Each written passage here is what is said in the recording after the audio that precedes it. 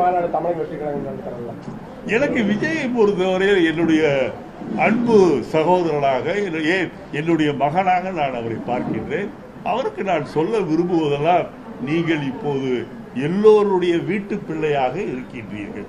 எல்லா மதத்தை சார்ந்தவர்களும், எல்லா ஜாதியை சார்ந்தவர்களும், எல்லா மொழி பேசுகின்றவர்களும் உங்களை அவருடைய வீட்டு பிள்ளையாக நினைத்துக் கொண்டிருக்கின்ற இந்த வேளையில் நீங்கள் போய் உங்களை சுத்தி ஒரு சின்ன வட்டத்தை போட்டுக்கொண்டு அதில் நான் இருப்பேன் என்று சொன்னால் யார் அதை ஏற்றுக்கொள்வார்? முதலில் எதற்காக கட்சி ஆரம்பிக்கின்றார்?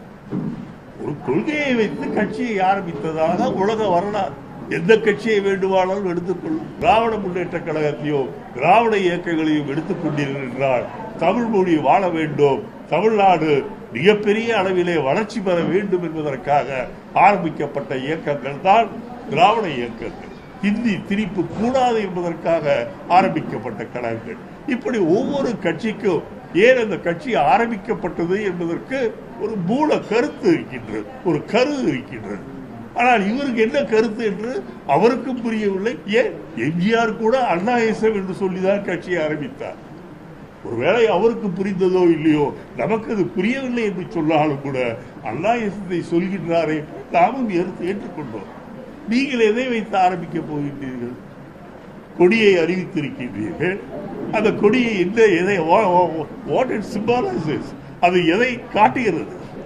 2 ஆணைகள் போட்டு இருக்கின்றீர்கள். இல்ல, யானைக்கு கேஸ் எதற்கு? 2 யானைகளும் காலை தூக்கி கொண்டு இருக்கின்றன. எனக்கு புரியவில்லை. முதல் மாநாட்டு மாநில மாநாட்டில் அறிவிக்க விஜய் சொல்லியிருக்கிறார். கட்சியினுடைய கொள்கையை சொல்றாரு, கொடிக்கான விளக்கத்தை சொல்றேன்னு சொல்லியிருக்காரு. நீங்க புள்ளி போட்டுதாங்க கோலம் போடுவீங்க. கோலத்தை போட்டு புள்ளியை தேடுவீங்களா?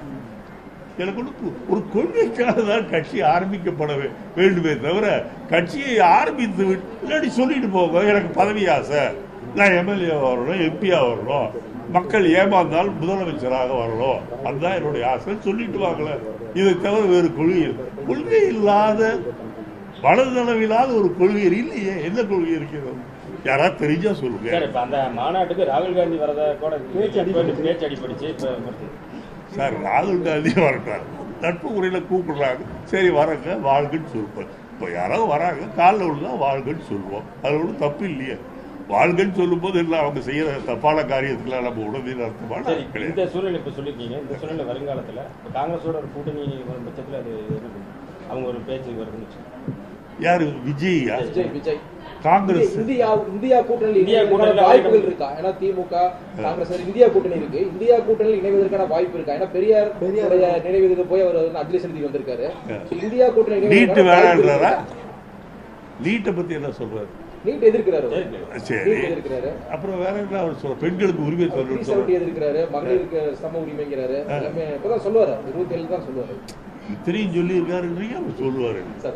இவ்வளவு விஷயங்களை சொல்லி இருக்கின்றவர், இவ்வளவு விஷயங்களையும் உள்வாக்கி கொண்டிருக்கின்ற காங்கிரஸ் பேரு இயக்கத்தில் அவர் சேர்ந்து விடலாமே.